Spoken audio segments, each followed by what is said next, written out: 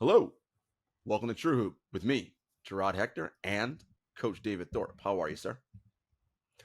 I am well, my friend. Excited about this episode. As am I. We have a special guest, a friend of the show. He was on early during our pandemic days.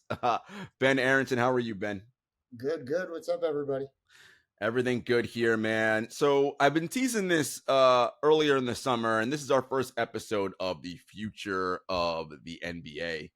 And it occurred to me that as, a longtime basketball fan, I always like to joke about David and we have a little bit of an age gap, not that big, not as big as David likes to think. But I started watching basketball in the early 80s, right? And the way I consume basketball and David consumes basketball is rapidly changing. And as we and David's generation and my generation and yours, Ben, starts to age up and out of here, the way basketball is going to be consumed, it's already happening, is going to look very different. And so I'm thinking, well, what's the future of this sport going to look like? And I want to frame it around the media and how the sport is covered. The current broadcast deal, which is $9 billion, is set to expire at the end of next season. So after 24, 25, that $9 billion deal will expire. The idea is they're going to have a new deal signed by then. There are estimates that talk about, and that current deal that they're on pays them $2.6 billion a year, roughly, pays the NBA, and that's the bulk of their basketball related income, which is how all the players get paid and all that stuff. There are guesses that it might be $5 billion per season going forward. And I'm like, that's a lot of money for a product that, while we love it, it isn't consumed at the heights it once was in the 80s and 90s, and that's for a variety of reasons, right? The options we have, right? I always joke, when I was a kid, we had channel 2, 4, 5, 7, 9, 11, 13. That was it. There was no internet. So I'm watching basketball all day long. There's a triple header every game beginning to end. David has told me this from his experiences. Ben, I'm sure you can say the same. There is no person under 20 that sits at home and watches 3 basketball games tip to end in the NBA. And so if that model of broadcast deals and huge rights is what we use, and it seems like no one's really doing that anymore, well, who's going to pay Cameron Boozer, if he's good, in 2030, his max extension contract? Where is his money going to come from? Got any answers, Ben? So, I think it's a really interesting time because first of all, nobody's consuming anything that way anymore. At least not on what I would consider, ad served TV, right? People are binging shows and stuff like that. But we are at like a really, really interesting paradigm shift that, on the one hand, I could say all of the sub networks, Disney Plus, Hulu, ESPN Plus, that package, Paramount, and all of those things Netflix are going to start running ad supported as foundational to their business. They're also all making plays at sports in some way. I think that is going to, in the short term, potentially offset some gaps in terms of like how much people view, et cetera. But there's a second piece that part of the reason live sports are able to drive the amount of money they have, even though their ratings have declined. By the way, even football does not draw the viewership it did 20 years ago. It's just much bigger than everything else we have, right? But one of the reasons is live sports is one of the few forms of media that advertisers still feel confident in placing big financial bets, right? And so we use a term called CPM, but it's basically like the cost per 1,000 viewers, right? And the price of CPM for live sports is just higher than everything else. Even other things like primetime network TV that draws higher viewers. Like I think at its peak, Modern Family was still doing like 10 million, 12 million viewers a week, right? And the average NBA game does 1.1. If they air it on ABC, it usually does 2.5 to 3. So I do think that there's a reality that Ford, Miller Coors, all these companies are willing to pay that premium for sports because they know who their audience is. They know the people who are watching are leaned in, et cetera. But there comes a point where it's kind of like a bubble. it's like, okay, you keep increasing the rates as viewership goes down. At some point, people are going to go, I can't make the math of media buying make sense for how much I'm paying for it. Now, I do wonder if the viewership will rise as you do start proliferating the content on digital more, to offset that a little bit. But the thing that I really wonder when you talk about, like, nobody's watching 3 games back to back. The viewership for like the West Coast games is really poor, right? ESPN, other than SVP Sports Center, but when they have a late NBA game, they do not draw the same viewership as when SVP airs at its normal time, like when they get that late bump. So I don't know what the future of sports is going to look like from a viewership model. I do think what you've seen with F1 is really interesting. There is one event a week. And more than football or soccer, there's only one. And it just meant, like, they draw a couple 100 million viewers to every race every Sunday. It is like 3 to 4 Super Bowls. Like, and so I do think that you combine like the appointment viewing idea of football and soccer on a schedule with also the idea that NBA is just not on network. They're not even getting their biggest audiences. Like, I'm sorry, but TNT and ESPN are just not big enough anymore. Like, football, people don't talk enough about the fact that football is on 2, 4, 7, 5, like those core-based channels. And I think for basketball to have that big future you're talking about, they need to immediately shift to network coverage as they're figuring out this proliferation model. But I'll say the other side of it that I don't think anybody wants to say, which is like, basketball is culturally interesting. I don't know if people love watching the sport. Oh my God. So much to go through there, Sorry. Ben. No. I love it. I love that you went there. Okay. So the NBA, in comparison to the NFL, NHL, and Major League Baseball, right? So just we're going to look at the more major North American sports. By far, the NBA is the most talked about league on social media. It's not even close. The numbers clearly show that. Social, and I'm going to speak specifically about Instagram, TikTok, and Twitter. Those platforms, particularly Instagram and TikTok, are dominated by Gen Z and younger people, right? That's who was on that.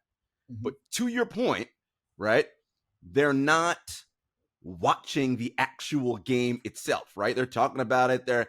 And I read a stat on Morning Consult, and it's basically like YouTube and TikTok is where Gen Z, and that's 13 to 25-year-olds, that's where they get the majority of their sports news and info from. You know what doesn't fit on YouTube and TikTok? A 2.5-hour basketball game with a 3-man booth. Like that's just not appealing for whatever reason, and it doesn't work. Overtime Elite is, everyone knows about that, their post-grad program and how they get a bunch of young high school players to go down to Atlanta and their facility and do all that. The way that they do things with their sort of like sound studio, and that is what kids love watching. Highlights from that and highlights of the NBA, but actually tuning in beginning to end to an NBA game, I mean, it's just not happening. But Coach Thorpe, you work with a lot of kids 13 to 25. Yep. I'm curious, like, how much of them that you talk to, are they really following the sport and the games, or are they following the players and the league as a thing rather than as a sports entertainment property? So first of all, I'm dealing with very, very interested athletes to begin with. So they're not the norm, right? I don't deal with middle school guys much anymore. Obviously my kids are older. But it's the latter. What you just said is exactly right. It's much more player centric. The guys I talk to are serious players themselves. So the highlights don't matter as much as what's happening. They are tracking that for sure. But it's nowhere close to the investment into the team. I don't know who you guys, I can guess who you rooted for when you were growing up. For me, it was the Lakers for stupid reasons. But I never did know how the Lakers did the night before. And I had to watch at 11:30 at night on tape delay, or if it was a late game not on TV, I had to check the box score in the morning, which was often not I lived in Florida. So I might have to wait a whole nother day to find, it was way before ESPN was around, but I was invested. absolutely invested. That is not the case anymore unless you live in a city that has a team. That's different. The everyone else is not connected the same. 32% of Gen Zers said they watch live sports through authorized streaming services, compared with 28% who watch via broadcast TV, which is something that you mentioned, Ben. I talked about YouTube and Instagram. So there is something happening I think we've talked about a lot, which is not just on this show, but we've heard it.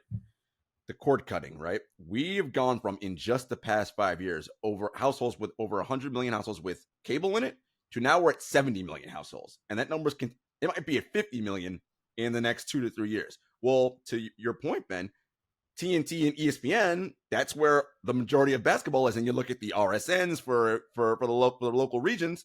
Well, if you're not on 2, 4, 5, who's watching it? You've got to get yourself back on regular TV where people can see you. But to your point, Ben, if the ratings are what they are, and again, you mentioned, and I've got them up right here, the average regular season game on TNT, ESPN, ABC last year, 1.59 million viewers, which is slightly down from last year of 1.61, but whatever, basically the same. The finals averaged 11.64 million viewers, which was this past finals with the Nuggets and the Heat. And that was down 6% from the year before with the Warriors and Celtics at 12.4 million, but roughly around the same. Can you justify what people are talking about, which is a $5 billion per year spend, when 1.6 million people are watching it and only 11.6 million total are watching a series in the NBA Finals? I mean, listen, I think you also have to take into account just like the local, like you said, the RSNs, like there's a lot of volume of games. And like part of the reason when we have these schedule shortening discussions, the thing that I've always pushed back on is you need to show me where people are going to make up the money by cutting the season down. Right. And so like, to me, the thing that I used to always kind of debate with Ethan was, I don't think you can go to 67 games because oddly it won't create enough drama that I think you could make the case that people are going to tune in at some massively higher rate, but you've just cut 20 games of revenue that you can't, I just don't think you can make it up. I think the thing that we don't discuss enough about sports like football and soccer is like, you were talking about one, like basically you play each team twice. In soccer, that's like literally the schedule. 2, there are stakes top to bottom in soccer with relegation, right? 3, the need to win every game is so massive when you are at 30 or 40 games or 17, 18 in football. At 67, people are still going to be sitting out stuff, right? I'm not even talking about like real health reasons. I'm like all this load management, like you have to get to 30 or 40. And then I think that the other idea of 4 is I think there's something real around knowing when something is on. We actually don't live from a content perspective anymore in these programmed ways. We used to be like, Seinfeld's on Thursday, this is on then, this, like, we don't watch things like that anymore. But our behaviors actually as humans are just as rigid behaviorally. Like we actually turn on the TV at the exact same time. It's just we don't know what we're going to watch, right? And so I think you need to get to this place where it's like games are on Wednesdays and Saturdays, right? And that's it. And you have 2 or 3 national games. You have everything else consolidated, because the other side of it is it takes away the ability to only track highlights, right? Because like there isn't new highlights every day, right? And you get people reinterested in the game.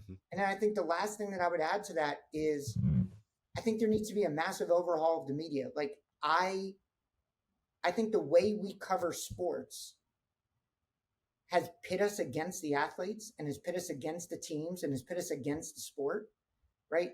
I'm sorry, but Stephen A. Smith in person is like one of the most humble, quiet, soft-spoken. He is nothing like his character. Skip Bayless, I'm going to be on the record, is a dick on TV and in person. He just is. But the shtick of just yelling and ripping apart people, etc. Notice the NFL does not let that happen. Doesn't do it. And basketball does. And I think it just makes people go, it just naturally erodes your love for this stuff. And I think all of that stuff combined, like you have to fix it all. There's not one. I don't think the next the next TV deal is going to come as a suffer, but I think that's like the bubble. That's the 0% interest rates, on our adjustable mortgages. That in 5 years after that, I think there's going to be a reckoning. Yeah. No, so that's perfect. Jarod, go ahead. Jarod, can I just jump on that real quick? So 2 things, Ben. One, thank you for what you said about this. Jarod and I don't watch any of this stuff, more or less. I don't watch it at all. We all pay attention to politics, the 3 of us. The whole point of the Russian campaign in 2016 was to get people to stop. I don't care. It wasn't about trying to get people to vote one or the other. Just don't go to the polls, which is what they needed for their guy to win the election, and he did. So we literally are having the same thing happening on our mainstream sports networks. We're just creating a lack of, why are we watching a sport? Why do we care about a sport when all these guys are screaming and yelling? So that does not exist at TrueHoop, as you well know. The second part I wonder is, Jarod mentioned earlier about the impact the NBA has on social media. And so you have to answer this question now, but can there be, it can be yes or no, and then we can talk about details later, a way for that to become a revenue driver when those companies in social media are ad-based. Some of them are ad-based anyway. And more and more people are downloading or watching those clips on social media about the NBA, whether it's games or people discussing it. Is there a way one day to remunerate the NBA for that? So I'm going to say what you're getting to is really interesting. So 3 years ago, I would have said there's unlikely a way, because pirating of clips it just happens. I mean, I see the oh my God, the fight that happened over the weekend. Spence and Crawford. Yeah, I didn't pay for that, but I would go on Twitter and see the highlights in real time, right? Because it's pirated. However, as we move into the technology behind NFT world with digital fingerprinting, et cetera, there is a world where that stuff can be managed very easily, right? And you can give credit, because once a digital fingerprint is there, like you can't erase it, right? So I do think there's a world where that covers it, but I think there's another problem there, which is the basis of the writer's strike and the actor's strike, which is, how do you track the money and do you pay people the same? Because like when you move from buying a record to spinning it on Spotify, you went from getting like $2 or $3 per person who bought your album to 2 or 3 cents for every like album worth of spins, right? And so building the model for what that looks like and how people get paid and all of that is a nightmare math calculation. And I'm not saying it's unsolvable, but is more complicated than I think people want to acknowledge, right? And I think that comes back to your question about cord cutting, is like people are cord cutting because they think they're saving money, but they're adding up all these other costs with their subs. And I believe there's going to be a reckoning there too. And we're just going to go back to bundling, because at the end of the day, it's the same amount of people watching content. And when you look down, you're still spending $200 a month. Got that right. You're spending it in 7 places now, in 9 places. So it's really complicated. I do think, though, to answer your question, Coach Thorpe, that there is a way to do it, but I don't think it makes it up, because we don't pay as advertisers and we don't pay as companies the same rates for a social eyeball. Like a CPM on YouTube is $9 to $14. A CPM on network TV is $40 to $70, right? Wow. It's the same eyeball. Right. But we just deemed it to be less valuable on these other things. Now, as someone that handles this stuff, Ben, and that's why you're the perfect person to have on here, do you think fundamentally that eyeball is different? Like, what is the difference between a broadcast eyeball and a YouTube eyeball? So statistically today, there is, right? When you watch stuff on your TV, you tend to be more tuned in, even if you are second screening and typing on your phone, like whatever, right? But When you watch on YouTube, they found statistically is people tend to be multitasking. They don't always have the browser open. They don't process things the same way. You can skip after, like all of that stuff. And so they basically say like it's 4 YouTube ads to equal 1 TV ad in terms of like memory impression. And then it's somewhere around the neighborhood of 12 to 16 social ads to make up 1 TV ad. So there is some difference. But I do wonder if over time that's going to change, not because the YouTube ads and social ads become more effective, but because the TV ads, I just think, slowly erode in attention. Oh, all of this is incredible. We're playing with our phones, watching TV too. Yeah, but it's you know, the same distraction. I don't know whether it's the sound module. I don't know whether it's the fact that like your brain is literally going, I know this TV is on as my primary attention. Your passive listening to it is proven psychologically to still be more plugged in than when you are passively watching a YouTube ad on one tab and like typing some stuff on another. Yeah. You mentioned something interesting about the bubble bursting with not this current broadcast deal, but the next one, which is exactly why I use Cameron Boozer as my example, because that's by 2030, if he continues on the trajectory that he's on right now, that's when he's going to be looking for that rookie max extension. And where is that money coming from? So you mentioned, look, and we are big proponents of shortening the season here, as you know, but you're like, guys, where is that ad revenue getting made up from if you cut to, and my answer was always 58 games, right? 30 teams, you play each team twice, right? That creates a level of, well, I only play the Lakers twice. That's it. Home and away. Every team home and away, home and away, home and away. And I like your model of Wednesday, Saturday. Is there a way to increase the CPMs on a 58 game season, right? Or Adam loves this. We're doing the Adam Silver. We're doing the in-season tournament. Is there a way that, like Champions League, right, in World Association Football, we make the in-season tournament or the finals or the playoffs a separate package for deemed by whomever, and that's where a bulk of the revenue comes in, and then you change the CPM structure on those games versus regular season. Can we pause for a second? Yeah. The in-season tournament being compared to all of these cups in soccer, right? Like, it drives me insane. Well, it's not Champions League. We know that. Nowhere near as good as Champions League. Do we understand the fact that the entire reason cups exist is because teams play teams they wouldn't normally play? Yes. It's like the FA Cup in England, you're playing like the equivalent of the G League, an NCAA, an overtime elite, and everybody gets a shot. The idea that we are just going to have a tournament of the same teams playing the same teams, right. I don't know why I care. Like, you cannot. I do think an in-season tournament has value if done right, right? But I don't know why I care about watching the same teams play the same. Maybe Coach Short, you look like you got something to say. Like, tell me why I do. No. I'm with you. I've always suggested we do an age limit tournament. So 23 and under, 24 and under, something like that. The better teams can choose to play a Luka Doncic, who would be of age, or the Pelicans would sign. It's up to them of what they want to do. But at least we're definitely seeing players we don't normally see, and it's good for player development for those guys too.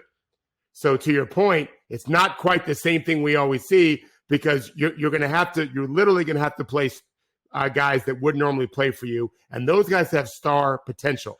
So they just don't play. That's why I personally am an advocate for, like, it is good for the league if G League teams matter. Yeah. Right.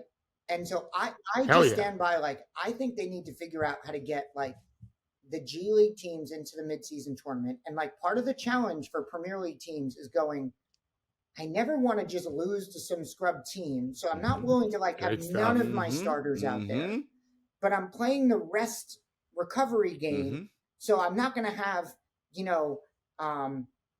Harry. All 11 starters. Like, so I think that there's something there. But to go back to your point is, like, yes, they can add ways of charging additional, and they do, right? You pay a different CPM for the NBA Finals as it is. You pay, like, all of that stuff is true. The idea of rates going up, the rates will go up when you consolidate the game. The question is, the rates are still tied to the viewer. So if your rates go up by 20%, right, and your viewership goes up by 10%, but your games are cut by 40, the math doesn't work out, right? You got to get the ratings up. Yeah, and so you got to get the ratings I think up. it's got to be a married thing. And then I do really think that for Cameron Boozer, to get that max contract. And please go to Duke. Just everybody who listens to the pod, Ben's wife Prim is a Dookie. His oldest son's name is Duke. we that is in our family genetics. But I do think that what we have to do is we need to believe in the stakes. And I hate to say it, but like, I'm all for sports science and I do believe it's true. But there's something to the idea that, like, I understand why fans are like, I don't like you because you sit out on a Wednesday. I don't get to sit out. Like, I don't. I know we all get days off from work, but that's not the same. Yeah. Game day is like the meeting with your boss. You don't get to just miss that day. And I think we got to get to a place where it's like either players' comp is tied to it, or if you miss a game, you got to go on the injured list. You know what I mean? Like, you've got to do some stuff there so that people, all of the stakes need to be there. Yeah. Right? I want to continue on that point. Continue. Hold that. No, and just the last thing is I would say is, or what you have to do is you need to make the sport more faceless, like basketball, like football. And play your 12 guys on the team. You got 12 guys on the team. Get more used to giving them minutes and make that more of a requirement. I don't know. We're going to touch on that. I wanted to go back to the in-season tournament really quick because we're all, well, David, have you talked about Swansea? Can I say, or? Oh, yeah. Okay. So people know David is an investor in a European football, and that's soccer. People, of course, when I say football, I mean soccer. And of course, Ben, I know is a big European football fan as well. Look, my thought was always about the in-season tournament, and it's going to iterate, right? How it looks today, season one is not going to how it's going to look 10 years from now. I would love it if it was a true international tournament. I don't care. Let Basketball Africa League be involved. Let the G League be involved. Let teams from Spanish AC. I don't care. Now, I know logistically it's a nightmare to figure out, well, how are we getting from Madrid to Los Angeles? Like, okay, look, smart people, figure it out. But the G League part isn't hard. Right. That part is easy. They're freaking right here. But figure it out, smart people. And I think to your point, Ben, last season, I don't know if you remember this, when the Phoenix Suns lost a preseason game to, oh my God, it was a European team, a French team. I forget. That was like top of basketball news for like 3 days. Like, oh my God, how did the NBA team get beat by this team with people I've never heard of before? Well, guess what can happen in a single elimination tournament? An NBA team, if they're screwing around or not hot from three, can without a doubt lose to one of these. And if you start having things like that happen, I think that'll be like, holy shit, I got to watch this stuff. So again, I know logistics are really difficult to figure out to make it a true worldwide thing, but come on, we figure out how to get someone orders a freaking cup of coffee in Bangladesh and like, come on, we can figure out how to make this thing work somehow. Smart people work on logistics. Okay. I want to get to this point you made about you don't like people sitting out work. And I think this is a cultural problem the NBA faces. Look, professional sports are black. That's just a thing, right? Particularly football and basketball. Now, football has the advantage of an 18-game regular season. So unless you're literally severely injured, you're not sitting out games because, one, your contracts aren't guaranteed. There's a million reasons why you're not, right? I mean, we've seen guys with broken hands and a cast come on the field and just do whatever, right? Because that's just what that sport promotes. The magnitude of games in 82. And I don't care. Adam says, yeah, we got less back-to-backs, less 4 games. Look, do anything. Go run in the morning, get on a flight that afternoon, have to get up the next morning. Like, by Wednesday, you're like, what the?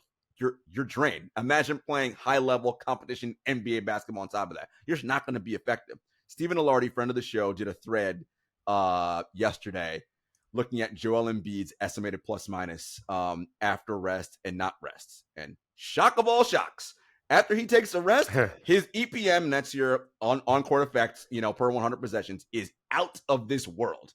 He doesn't take a rest, it starts plummeting and declining rapidly as he goes on. I'm like, shocking. When you have rest, you can play better. No rest, you play worse. Now, I know that fans don't want to hear that, and I think, Ben... Well, hold on, Jarod. Fans don't hear that, because that's not what the ABC announcers are saying. Yeah. Yeah, we're saying it. They're not. Yes, they're saying, these guys just want to I'm like, no, these guys want to play. I think that part is not communicated clearly enough. You think guys they don't want to sit out. They don't. I promise you they don't. I know that. I think that is not told enough. But I do think the problem is we can't have it both ways. We see the conversations on Twitter and say that 90% of fans don't know what the fuck they're talking about, right? They make these comments about stuff like, and at the same time, they don't know what makes when Joel Embiid's game is better or worse. So him sitting out for the sake of better performance in the next game, they don't really know the difference, with the subtle exception of when you have a 50-point game or something like crazy outlier. But those are outliers regardless. Right. And so, and by the way, I don't care if people sit out work. What I'm saying is I understand how fans go, I am tuning, like you built this league around players, not around teams. Right. And so if I go to tune in and Kawhi and PG are sitting out or, you know, AD is sitting out or whatever, like, I'm sorry, I am less interested because you told me I need to care about those people. And on top of it, most people don't know the difference between a good and a bad game. Thursday Night Football is awful. It still gets basically the same ratings. Is that because of gambling? No, because it started before gambling. And it's football. Americans have proven they will watch shitty football. Like the XFL, all these leagues get really good. People watch bad football. They don't care. They love football. Part of it's the violence element, I think. But like people just love watching that game, even if it's bad. But they, like, listen, when the Heat were in the playoffs the past, 5 years, I do think that there was a little bit more drama this year, right? But they were never known to play beautiful basketball. This was not watching the Warriors play or anything like that. The ratings for Heat games relative to other teams, not the Warriors, were not that disparate or different.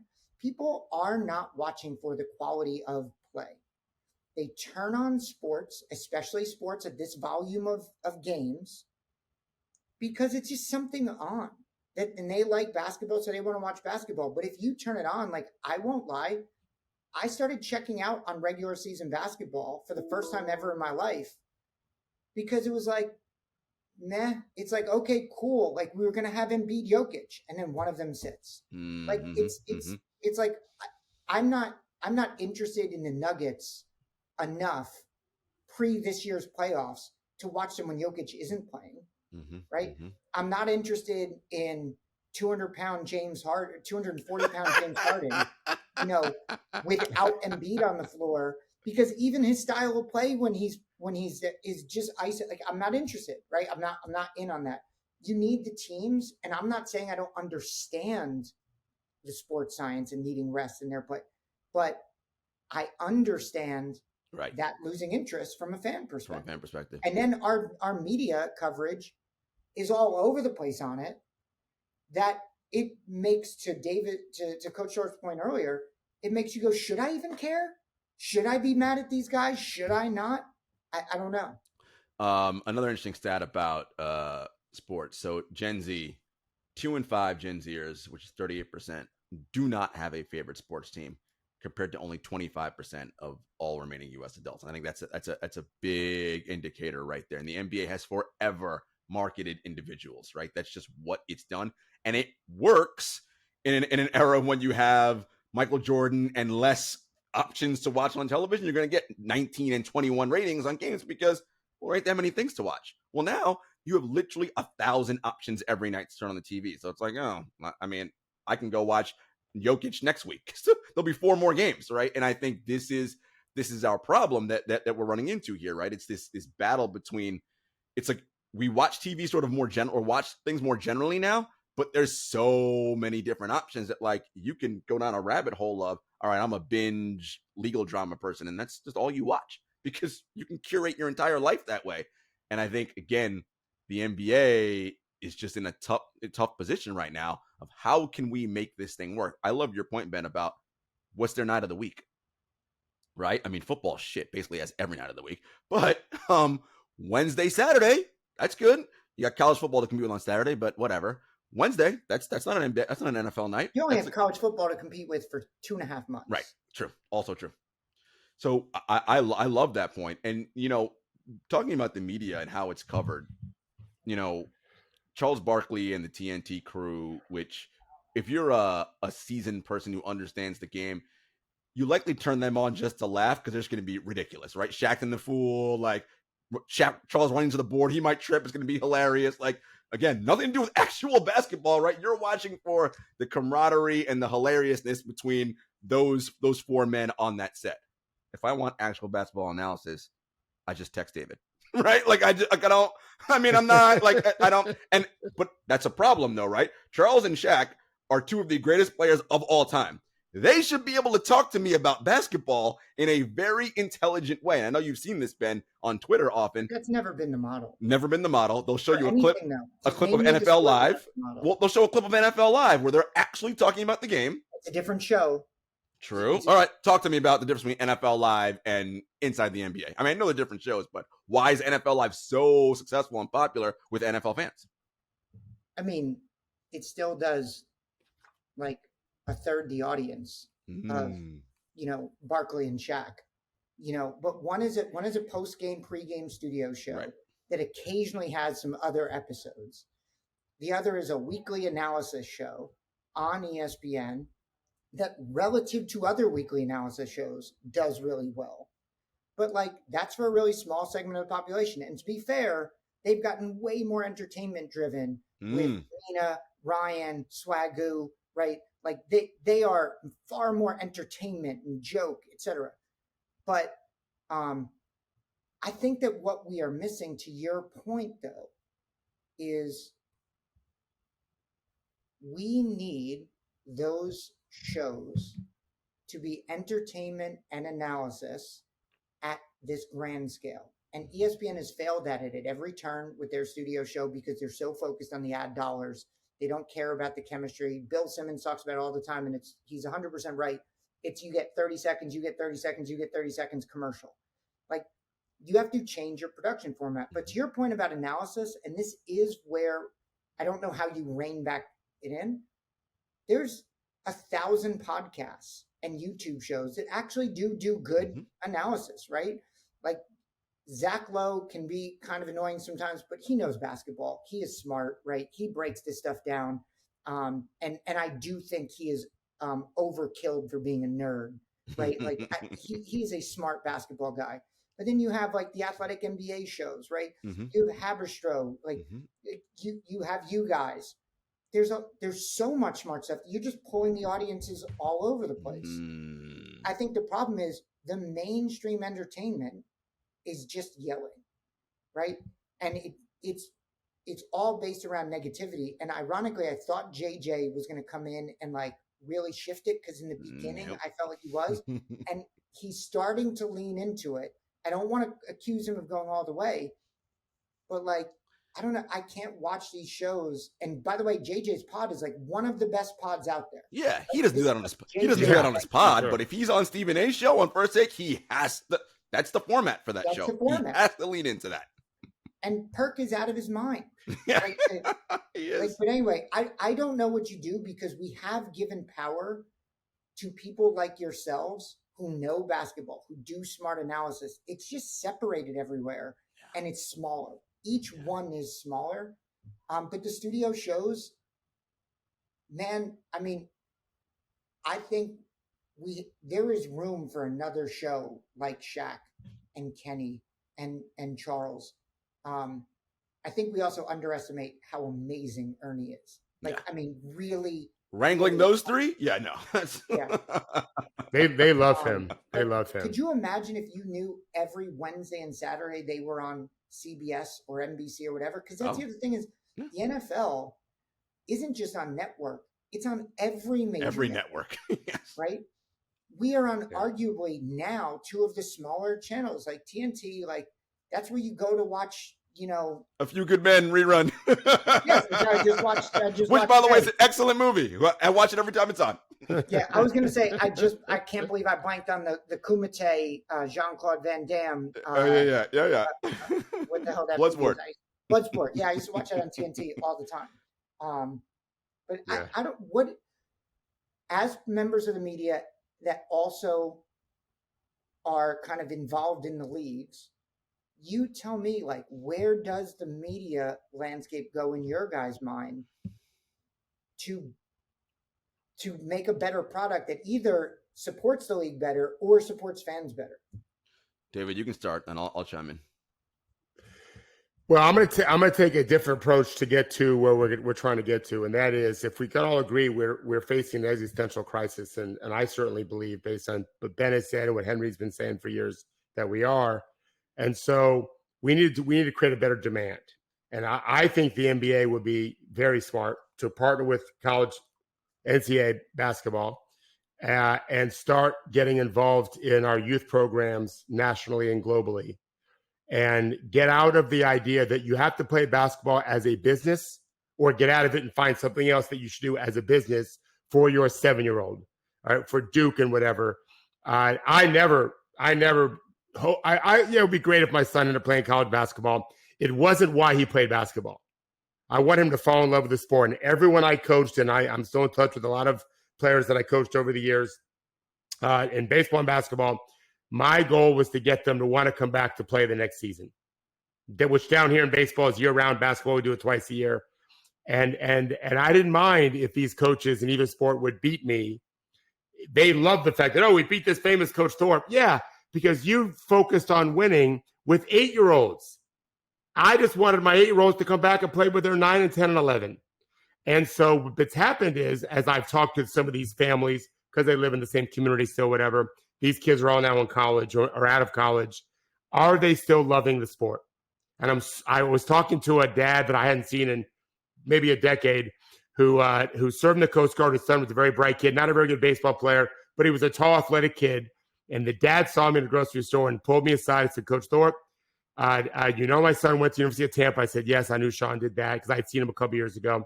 He said, well, he wasn't good to play baseball by the time he was 12, but he became an athlete in high school. He ran cross country in college, and he and I still go to Tampa Bay Rays games together. That's a win for me and our Little League, Countryside Little League. Get these young people to care about sports, the drama of it, which goes to playing less games and so forth, the passion, the connection of not just races and ethnicities, but all aspects of human existence. Sports can absolutely connect when other places would divide or build walls. And so that aspect of it would get more young people to watch, and then they will become dads themselves and moms themselves, and their kids will watch. And we're talking about a 30-year fix. I'll be long gone. Well, hopefully not in 30 years, but in 50 years, probably so. That is a holistic approach, but we have to start now. The NBA has enough money, for sure, to start investing in communities now in a much better way than they're doing to promote the sport as a avocation rather than a vocation. Or did I flip that? Got you. Something fun as opposed to it has to be a business to get a scholarship to make money, or we shouldn't waste our time doing. I play golf. I don't expect to be on the PGA Tour. Same kind of approach. No, I think, Ben, so much of this is, again, and I don't like this idea of back to a simpler time, but there is something to pull from that, right? The reason why you like the thing in the first place, absent of all of the other things that are involved in it, right? You just love the game, right? You grow up watching with your mom and your dad, and then your sons and daughters, if you have them, they become fans who like Duke, and Tyson will love Duke, right? That's a thing. They're going to be Duke fans. Whether they go there or not, it's just going to be a thing, right? But in the NBA, and again, this is part of it. It's like this idea of Americana, right? Like the rugged individual. That's what we promote, right? The individual rises over everything, superhero, blah, blah, whatever.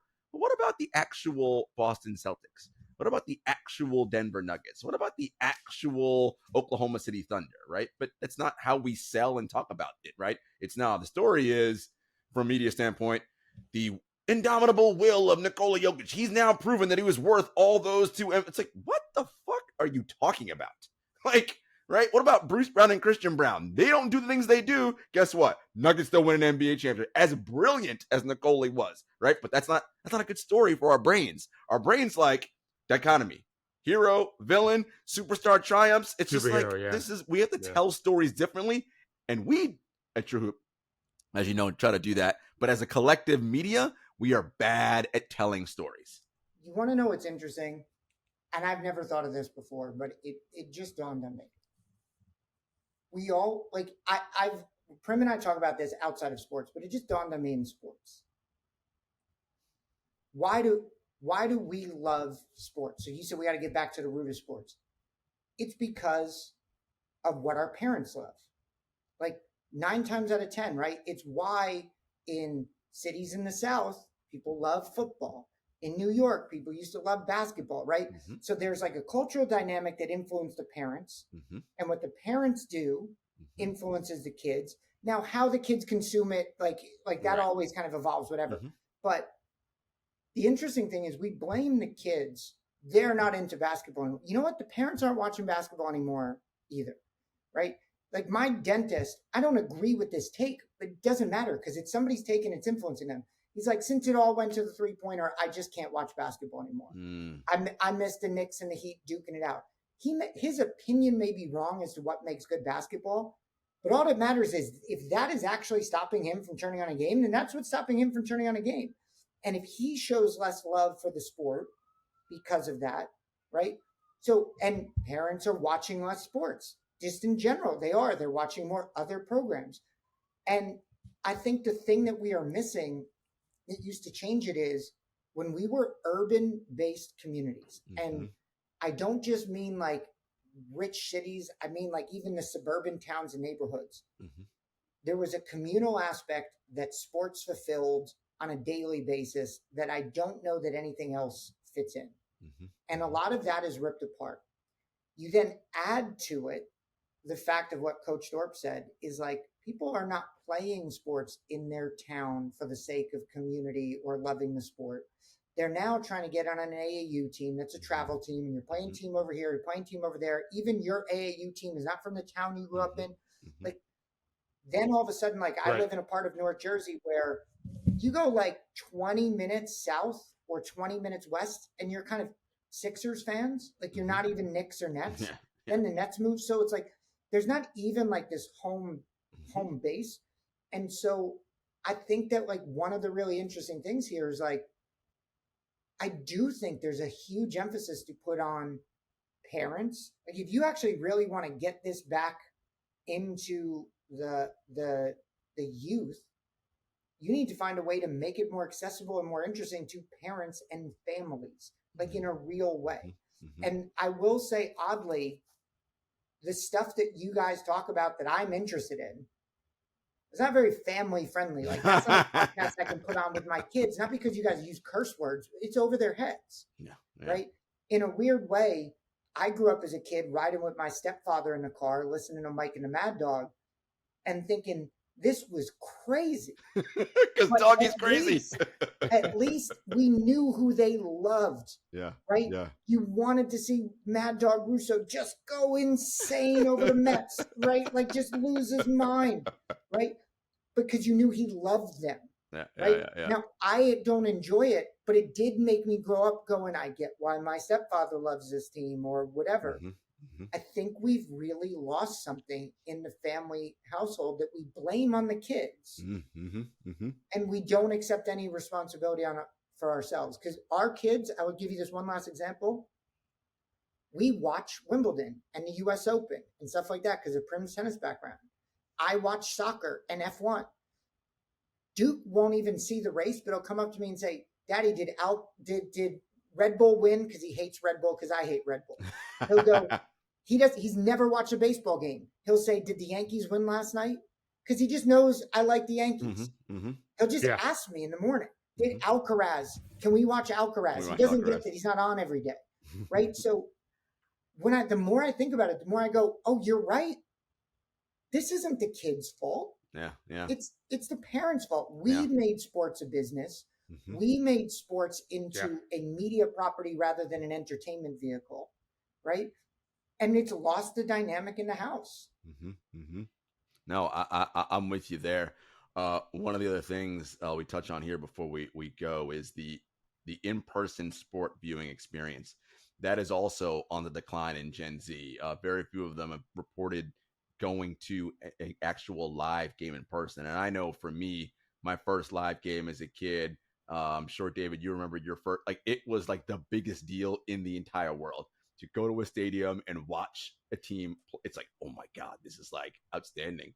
And to your point about making it family friendly, because we've made it into such this ridiculous business, And, the three of us are fortunate in that what we do and where we are, it's not a hardship for us to go to games, right? Well, one, most of us can get media passes, so that makes it super easy. And if we wanted to pay, we could. A family of four to go to an NBA game, buy some concessions, and I mean, you're looking at $1,000 for like what the? That sounds insane to me. If you're like, what? Why would I do that? Right? Like, and then got whatever the entertainment's like in the actual arena itself, right, is not conducive. Is that a problem that we can fix? Can teams do a better job of making? I know they do. It's family night, blah blah, whatever, but actually making the price points work. I think the price points need to work, but I wonder, Coach Thorpe, maybe you could tell us, like, for everybody, like I grew up, my dad died by the time I was 7, and my stepfather was out of the house by the time I was 10. Like, so I'm not a typical kid, but I don't know how many kids, as much as I was growing up, who were not wealthy, were going to sporting events on a regular basis, at least in the New York area.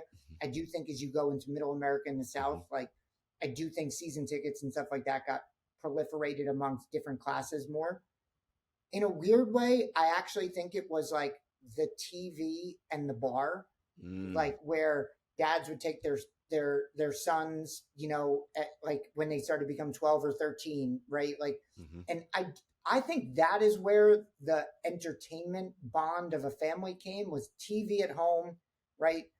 And like your dad or mom's friends, and then eventually kind of like taking it to the bar after blue collar type jobs and stuff like that.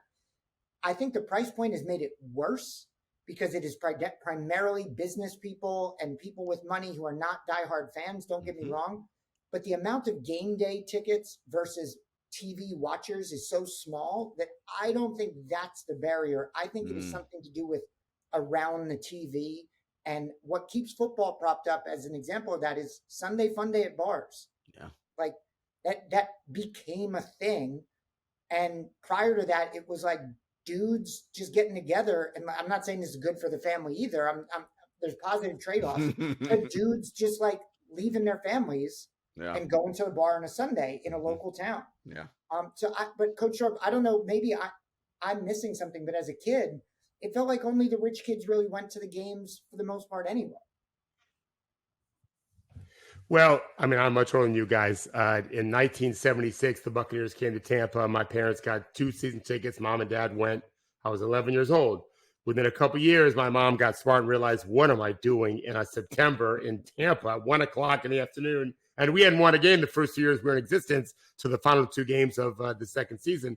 So the oldest son, me, started going. And then, we'd share it with my brothers. And we were pure middle class. My dad was a solid attorney. My mom didn't work. But it was a big deal to go. We go to Rowdies games. Tampa Bay Rowdies were a very good soccer team in the 70s, along with the New York Cosmos. And that was always fun.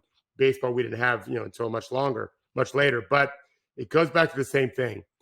Whether it's at home on TV or in person, you guys are right about the parents. They're not going to drag their kid to it at that price. But what wouldn't we do for our kids within our budget when they want to come? And so that goes to creating in them a love for the craft and art of sport, and not the business part. That should not matter.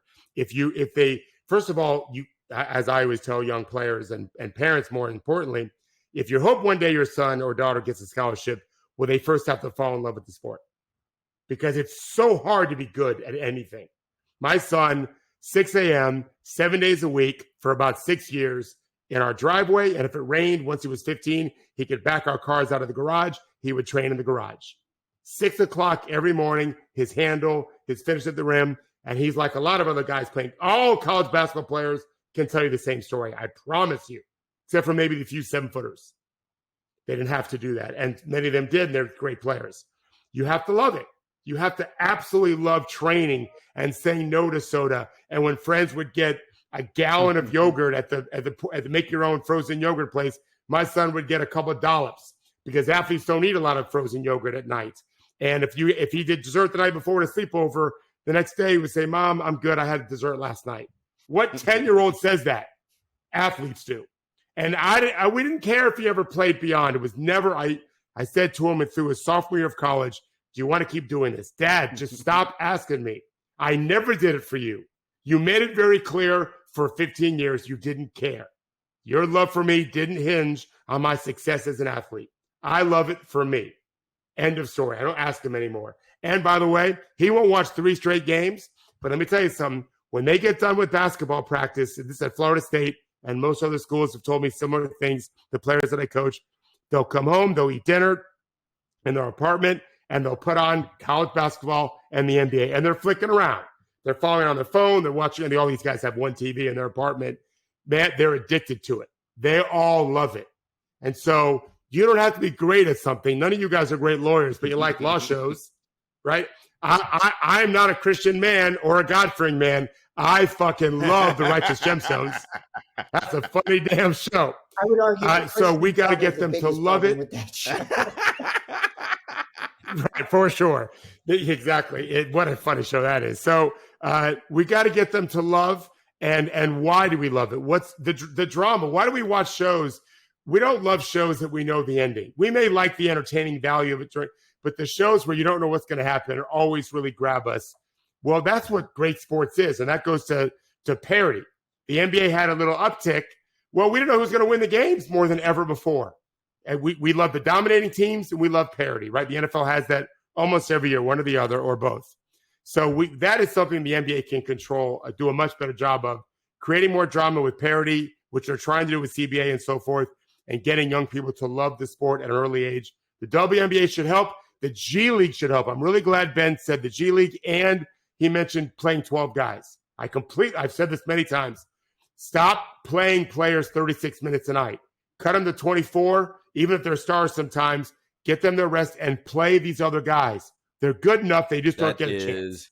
And we'll have a lot more players to enjoy and watch. That is a perfect place to end it. Ben, thank you so much for joining us. As always, folks, we will continue on with our conversation on the future of the NBA. Take care.